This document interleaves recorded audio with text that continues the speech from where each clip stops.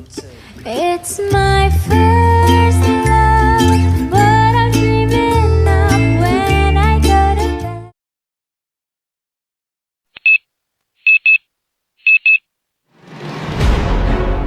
Let's say it's day one of your exam. As David Goggins said, we all know what that feels like. The morning of the exam. You have your clothes laid out, you have your food ready to go in the morning, you've been preparing for weeks and weeks and weeks. You show up and you bring your best self, and you sit at your desk and open the exam paper. And you start writing and writing, and you just keep writing.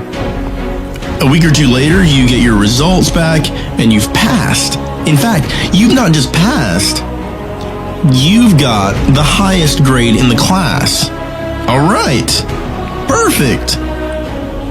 But after a couple months, you start showing up to class a little later. You don't look as good. Your clothes aren't laid out. Your breakfast isn't ready. Your mind gets softer. And a lot of you are doing that with your studying. But you need to keep that pressure on. Repetition every day. 8 hours studying a day. 10 hours a day. Even 12 hours a day if it's needed. I believe that most of us are only living at 40% of our capability. The mind has a restrictor. Like a car.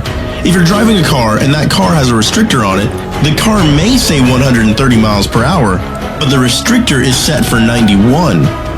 The car wants to go. The car wants to go, but the factory restrictor says no, we're not going past 91. We have a restrictor in our brain. It's a survival mechanism, and it protects us from pain and suffering. And your brain pushes you in a direction that it's comfortable. The mind controls everything. When you get to 40%, your brain says, we're done studying, this is starting to get uncomfortable. So, you stop studying. So, if you start to feel pain at 40%, that's where it starts. Okay, I'm feeling pain. My mind's saying all this nonsense to me. It's trying to get you to procrastinate. It's trying to get you to relax and take a step back. But this is the time you have to regain control back of your mind. It's like, okay, let me see if I can go up to 45% or 50%. And once you start giving yourself more and more hope and start pushing back, your mind is going, wait, what are you doing? I'm telling you to go right, but you're going left. You start then controlling your mind.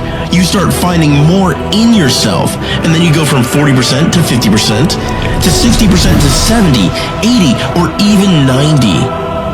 But that's the start of it. Get to the spot where your mind is saying stop. Wherever that is, get there first, and then that's when you can start pushing back. You've got to control yourself in that moment. It shouldn't even be about what grade you get in the exam, or what grade you get in your assignment, or even what grade you graduate with. It's the grind. It's the battle. It's the daily struggle. That's what it's about. That's what's going to keep you growing. I want the struggle. I want to grind and hustle and keep studying, even with every part of my body is telling me to stop. Even when the TV is calling my name, even when my friends are phoning me, even when there's a house party planned that night. Because that makes me smarter. It takes me one step closer to where I want to be. It's your job to do the stuff you don't want to do, so you can become the person that others want to be. And the people around you, they won't really understand. They won't really understand why you're doing it.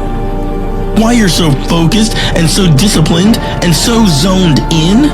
Because they don't know what you know. And it's supposed to be that way. It's not supposed to be an easy road. Every day grinding and pushing, that doesn't tire me. It inspires me. It inspires me to push harder.